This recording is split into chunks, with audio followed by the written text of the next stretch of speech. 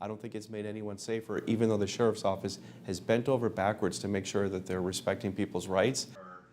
The chairman of the Maricopa County Board of Supervisors is speaking out tonight in a letter to newly appointed Attorney General Pam Bondi.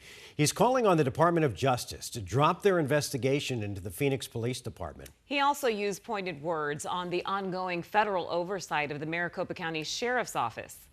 12 News journalist Sean Rice has both sides of this ongoing debate on whether federal oversight is necessary for these two Valley law enforcement agencies. Sean? Yeah, Mark Caribe, pure politics. It's the way Thomas Galvin, the Republican chairman of the Maricopa County Board of Supervisors, describes the ongoing Department of Justice investigation into the Phoenix Police Department. You may remember last summer that investigation found the department had a pattern and practice of using excessive force, discriminating against minorities, and violating people's First Amendment rights.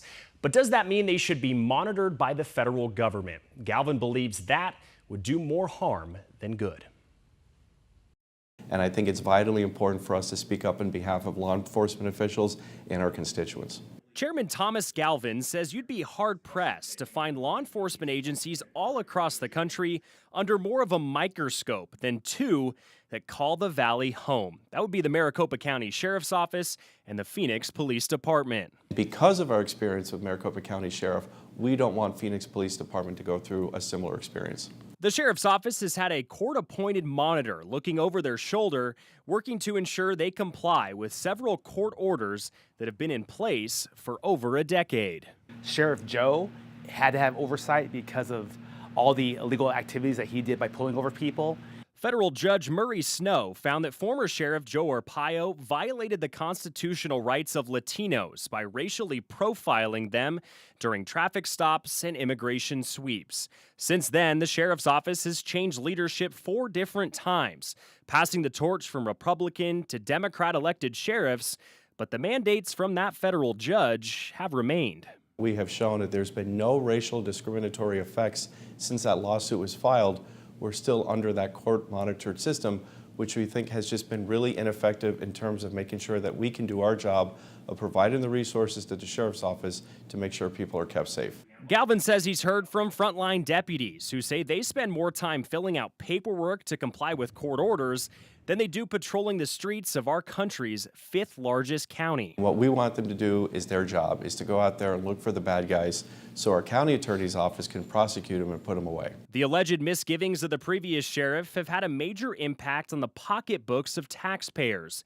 Galvin estimates the county has spent over $300 million complying with these federal court orders. I think we should do now, as Maricopa County Board of Supervisors, is start asking the question, is this effective? But his sheriff was found to be wrong, to be found guilty, and if it wasn't for his sheriff, that $300 million wouldn't even be a factor. So instead of blaming the taxpayers, he needs to blame his own department. Valley Civil Rights Attorney Benjamin Taylor believes federal oversight is needed, not only for the Sheriff's Office, but also for the department just up the road, the Phoenix Police Department. He represents people like Denise Garcia, whose son James was shot and killed by Phoenix PD officers on the 4th of July back in 2020. That shooting was ruled to be within policy after Garcia was seen in the car holding a gun moments before the officers fired.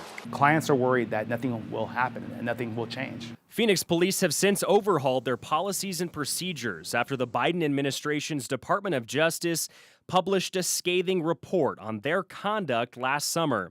It serves as validation for people like Taylor, but Galvin believes it has more to do with politics. I thought it was very one-sided. And less to do with a need for reforms. I do not believe it took into account all of the difficult circumstances that our wonderful police officers go through in the Phoenix PD. This week, Galvin penned this letter to newly appointed AG Pam Bondi, calling for her to end the previous DOJ's push for federal oversight in the form of a consent decree over Phoenix police. Should that happen, he worries Phoenix police officers and the taxpayers who fund them will be left in a far worse position.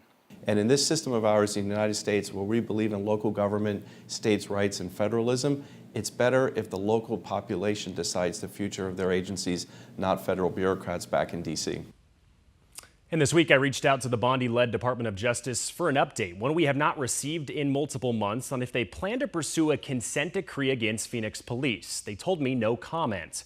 Now, back in January, President Donald Trump ordered the Civil Rights Division of the Department of Justice to pause all investigations into law enforcement agencies across our country. The Phoenix City Council here locally has focused more on, as I mentioned, ensuring reforms are made from within. They have stopped short of requesting federal oversight. Back to you guys. All right, Sean, thank you for that.